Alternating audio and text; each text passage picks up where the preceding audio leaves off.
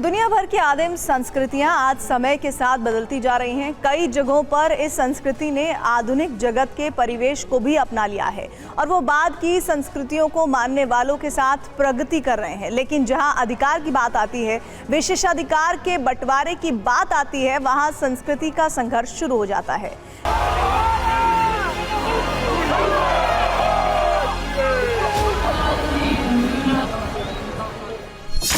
Maori का रण, सड़क पर प्रदर्शन।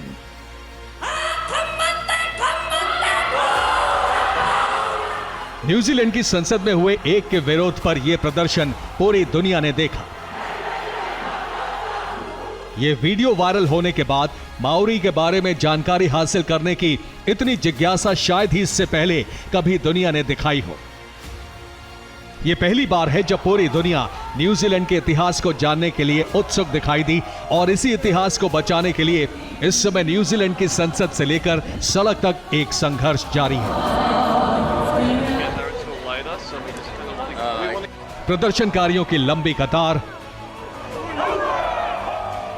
सरकार के खिलाफ प्रदर्शन के लिए बुलंद होती आवाज। पैदल मार्च से वेलिंगटन में सत्ता परिवर्तन का ऐलान। यह राजनीतिक उथल पुथल है एक ऐसे बिल के खिलाफ जो ब्रिटिश क्राउन और माओरी प्रमुखों के बीच हुई न्यूजीलैंड संस्थापक संधि को फिर परिभाषित करेगा। हालांकि इस बिल के कानून बनने की उम्मीद कभी नहीं है, लेकिन यह नस्लीय संबंधों पर एक ऐसा फ्लैश पॉइंट बन गया है जिसने पूरी दुनिया का ध्यान माओरी की तरफ आकर्षित किया है। अब प्रश्न यह है कि आखिर ऐसा क्यों हो रहा है। इसका उत्तर जानने के लिए पहले न्यूजीलैंड की संस्थापक संधि को समझना जरूरी है। दरअसल न्यूजीलैंड के संस्थापक दस्तावेज बताते हैं कि उपनिवेश काल में ब्रिटिश क्राउन और 500 माओरी प्रमुखों के प्रतिनिधियों के बीच एक संधि हुई थी। इस संधि में क्राउन और माओरी के बीच संबंधों को निर्देशित करने वाले सिद्धांतों के दो संस्करण हैं, जिसमें एक अंग्रेजी और दूसरा माओरी है।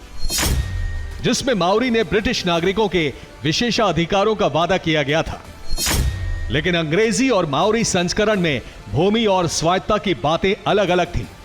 यानी दशकों तक क्राउन ने दोनों संस्करणों का उल्लंघन किया है। वहीं 20वीं शताब्दी के मध्य तक माओरी भाषा और संस्कृति कम हो गई थी, जिसका नतीजा यह निकला कि स्वदेशी लोगों के आगे बढ़ने में खलल बढ़ने लगा। आदिवासी भूमि जब्त कर ली गई और माओरी को कई प्राथमिकताओं में नुकसान उठाना पड़ा।